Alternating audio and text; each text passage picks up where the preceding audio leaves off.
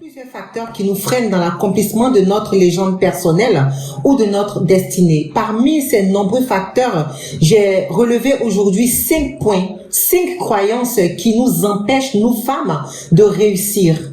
Je les partage, ces facteurs, aujourd'hui avec vous dans cette vidéo.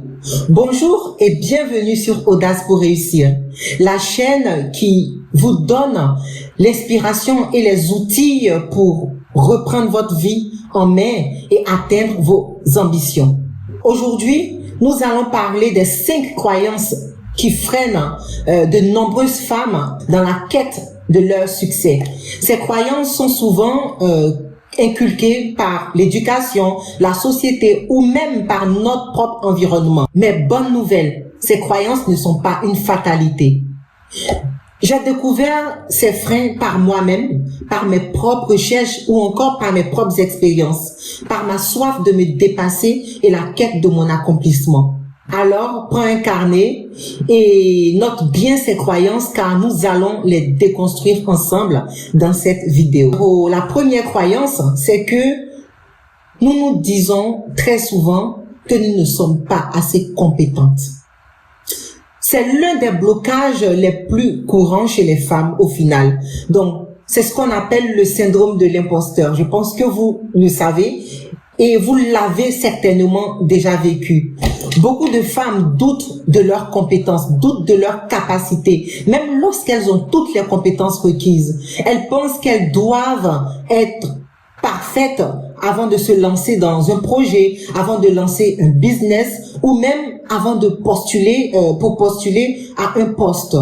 Une étude a montré que les hommes postulent lorsqu'ils remplissent 60% des capacités requises, alors que des critères de sélection ou d'embauche, alors que les femmes n'attendent d'avoir 100% avant d'oser envoyer leur candidature. Alors, qu'est-ce qu'il faut faire? Vous devez remplacer ces mauvaises croyances de « je ne suis pas capable » par « je suis capable d'apprendre, je suis capable de progresser, je suis capable de me dépasser, je suis capable d'aller chercher loin ». Lancez-vous et apprenez en cours de route. Apprenez sur le tas. Alors, notez toutes vos réalisations et relisez-les au fur et à mesure pour booster votre confiance. La deuxième croyance, c'est que une femme doit choisir entre carrière et vie de famille. Ça, on l'entend toutes. Mais le pire, c'est que ces croyances ne sont pas seulement l'apanage des hommes. Ces croyances viennent aussi de nous femmes, de nos blocages intérieurs. On entend souvent dire, d'accord, une femme ne peut pas tout avoir, soit elle est mère au foyer, ou soit elle est femme ambitieuse. Cette croyance pousse beaucoup de femmes à s'auto-censurer, à refuser des opportunités professionnelles ou à se sentir coupables lorsqu'elles s'investissent dans leurs projets ou dans leur carrière. Et comme je dis, malheureusement, nous les femmes, nous avons ancré cette croyance-là en nous. Lorsque nous commençons une vie de foyer, lorsque nous commençons une vie de famille, nous avons des enfants, nous avons tendance à reculer, à repousser tous nos projets, à mettre en stand-by ou même à arrêter, même pas en stand-by, à arrêter notre carrière pour se consacrer que à la vie de foyer, que à la vie de maman. Alors que vie de foyer n'est pas incompatible avec carrière. Il faut trouver l'équilibre. Une figure d'illustration qui est tellement percutante, c'est le cas d'Oprah Winfrey, qui n'a pas eu d'enfant. Mais cela ne l'a pas empêché d'avoir un impact immense à travers le monde. À l'inverse, nous avons Serena Williams, tout en restant athlète de haut niveau, ne s'est pas freiné, ne s'est pas empêché dans la réalisation de sa vie de famille. Il n'y a pas un seul modèle de réussite au final. Il y a plusieurs modèles de réussite et chaque femme, à son niveau, pioche dans la boîte qui lui convient le mieux pour progresser, pour avancer et pour réaliser sa vie. Alors, qu'est-ce qu'il faut faire?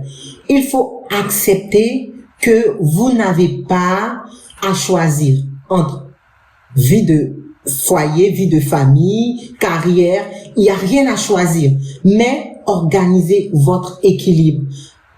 S'il faut déléguer certaines tâches pour éviter de vous épuiser ou pour éviter d'être surmené. Ne culpabilisez pas. Une mère épanouie, retenez ceci. Et c'est tellement beau, j'adore cela, je le vis avec mes enfants. Une mère épanouie inspire ses enfants. La troisième croyance, c'est que les femmes ne sont pas faites pour les postes à responsabilité. Alors, faux et archi faux.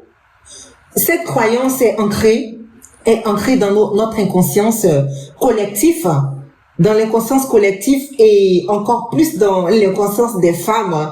Elle laisse entendre que le leadership est masculin et que les femmes seraient émotionnelles, trop émotionnelles, moins ambitieuses ou moins compétentes pour diriger.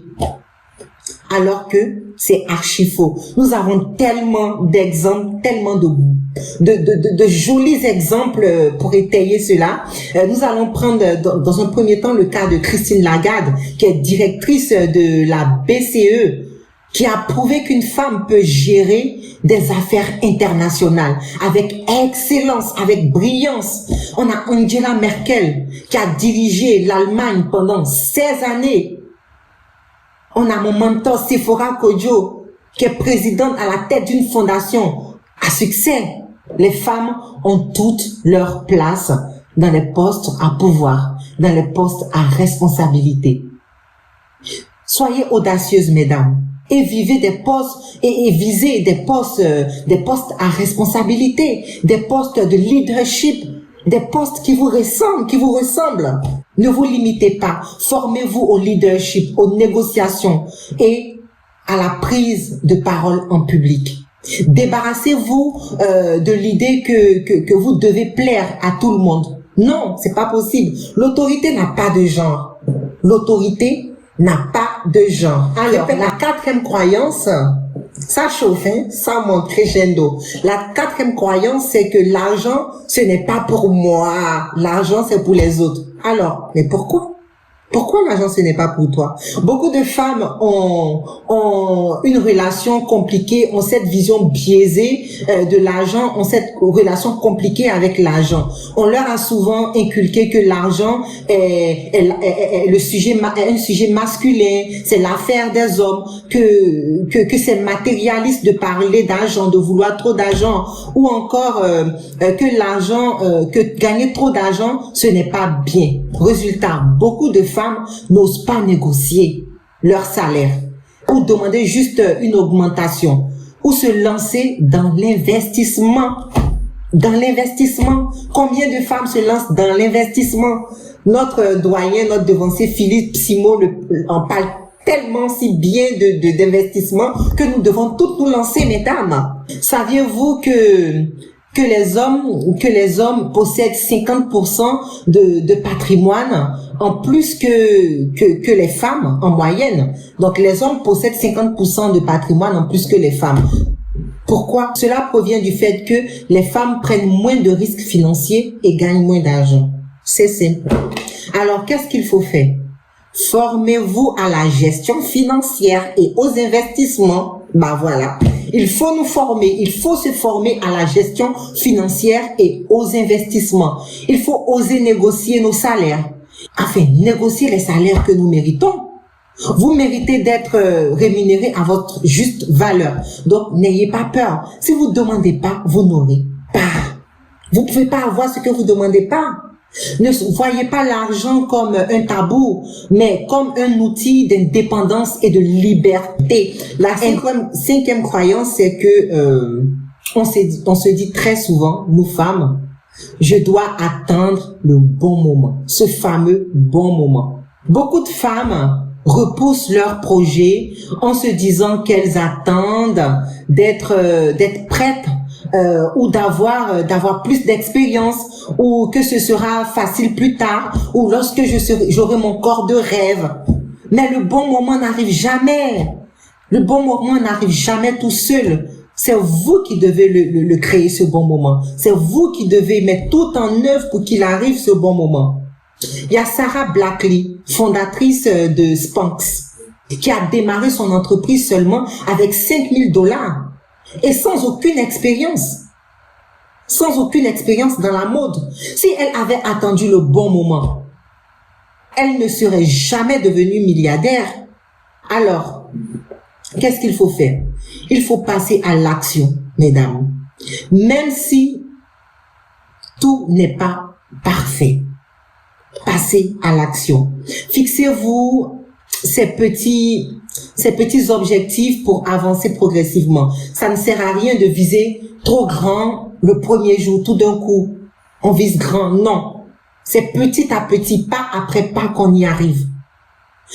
Remplacez la croyance du « je dois attendre » par « je commence maintenant avec ce que j'ai ». Nous arrivons au terme de notre entretien, de notre sujet.